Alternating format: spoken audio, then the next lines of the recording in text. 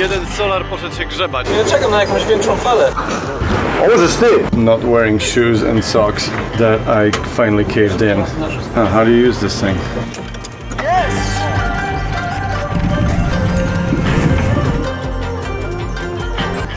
Dzisiaj spania nie ma.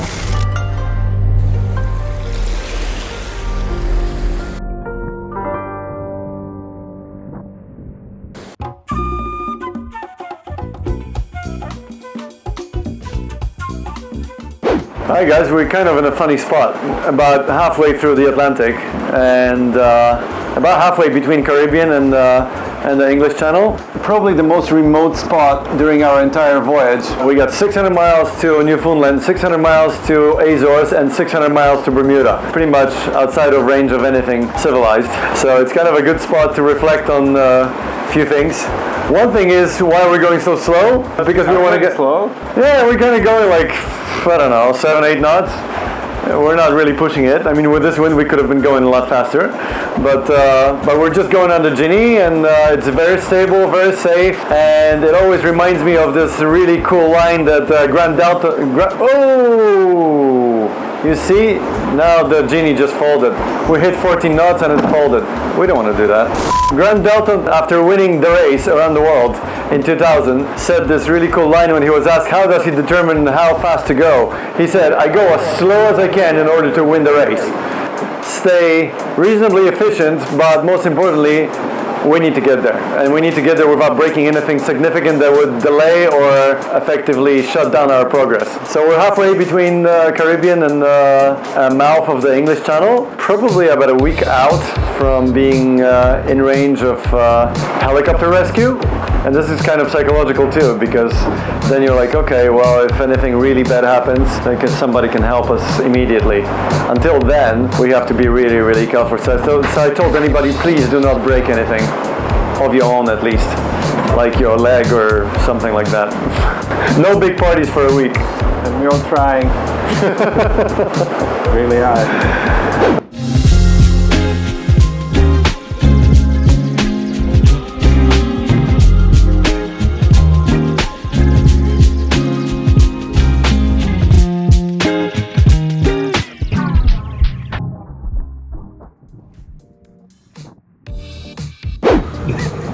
It's because a wave came into our kitchen right here. So we had to dry everything out. But, you know, wave, storm, doesn't matter. Ania and Jacek are making pierogies. Check it out. In the meantime, our ventilation system has just given up, so we gotta reset it. But it's a quickie. Check it out. Ta-da! It's on. Okay guys, May 12th, day 12, and we're still playing chess with the fronts and lows and highs. And the big deal right now is that we're here and we're trying to use this wind to scoot over to this side, because if you look 24 hours later, there's a calm forming over here on the front and we don't want to get stuck on the south side of it. So we're trying to scoot over here to be safe.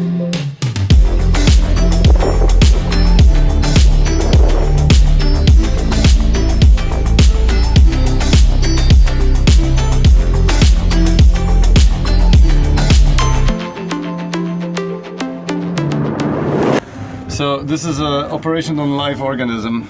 We have to check the level of hydraulic fluid in the steering as we're going and refill it if need be. So I'm prepared for a hazmat operation here. So the boat is built in such a way, I made it with Velcro, so it's really easy to access everything. Now we're at the heart of everything. I'm prepared for the whole hazmat operation, and there's the fluid, and it's all what level. Wow, it's not bad at all, but we can refill a little bit. And I usually spill this all over the place, so I have plenty of paper towel ready to go. This is the hardest part, while you're in the waves.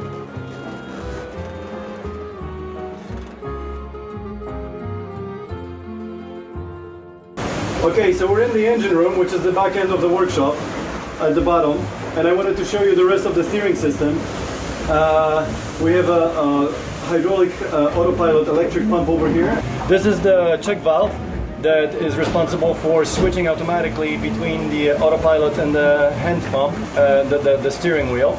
And this got two balls traveling with a spring that basically open up for the electric autopilot pump and cut off the hand steering. All this leads through these lines to the piston that in turn drives the actual rudder. What you're looking at right now is the rudder arm and the rudder stalk that's being driven by this piston.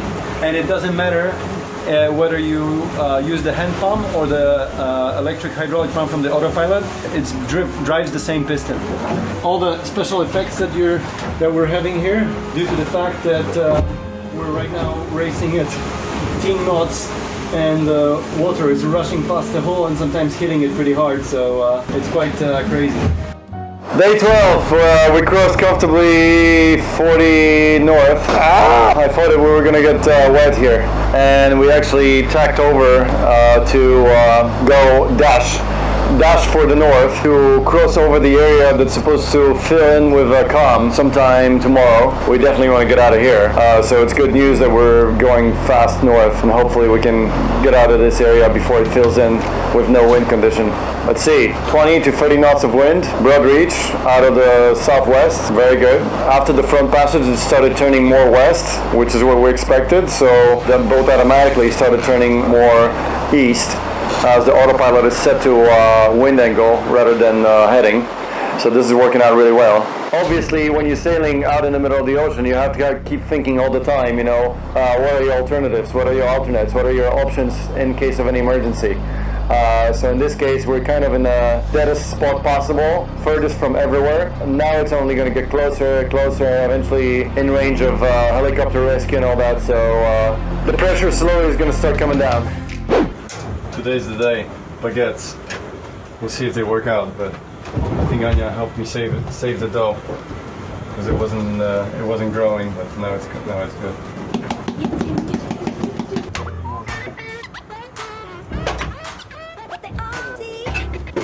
Yummy, yummy.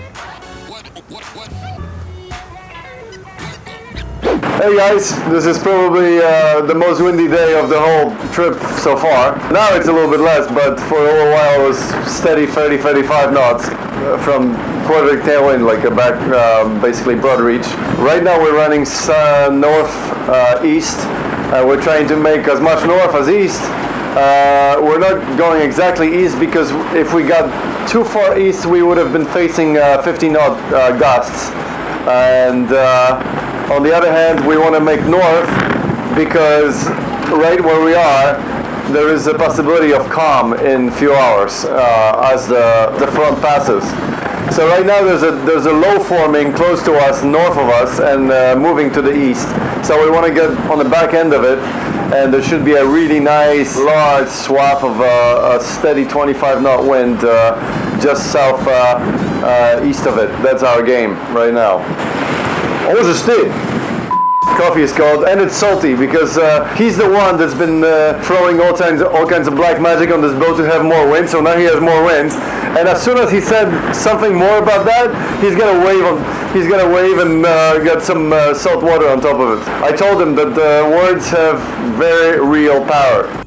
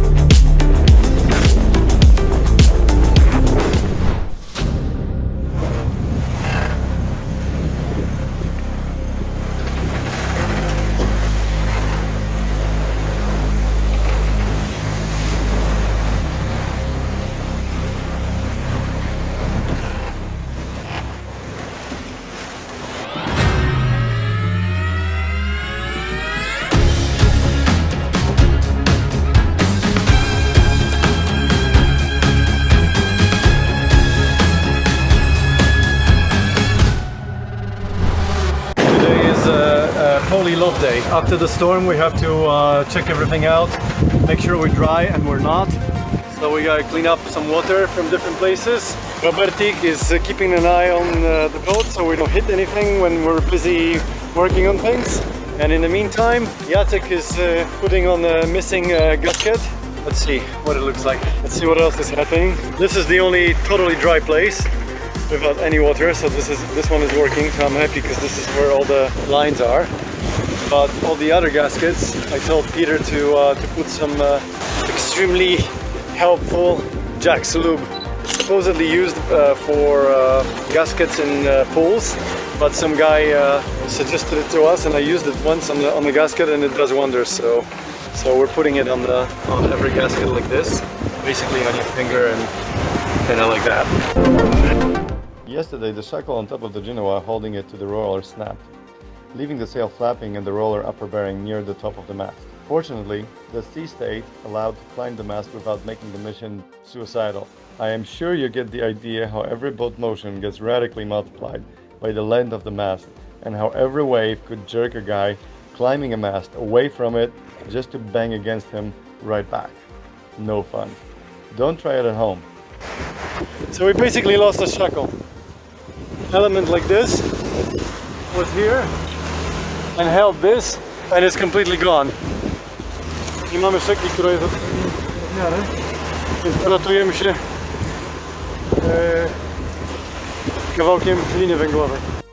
So we got it done, and Genoa is back in running order again. However, we unfortunately discovered the spot that the broken shackle chose for landing, and it happened to be one of the solar panels. It's dead, alright. This is what it looked like originally, right? This is what it looks like after it broke. Or it actually unscrewed and then basically bent out and all that. This is the effect of shackle landing from 20 meters up.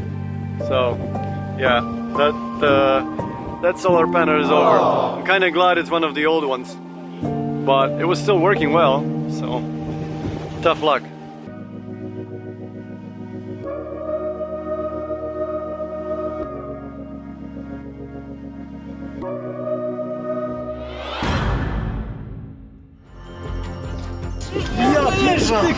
So this is what we had around our propeller. Yes! Brąz bitte Schlussmeister, Brąz bitte Schlussmeister, das ist Segelboot Molly. Znaleźliśmy Polskę! Widać normalnie brzeg Polski. O segredos vem da floresta de luz Pachamama, Pachamama. Abre a consciência dos seus filhos a crescer.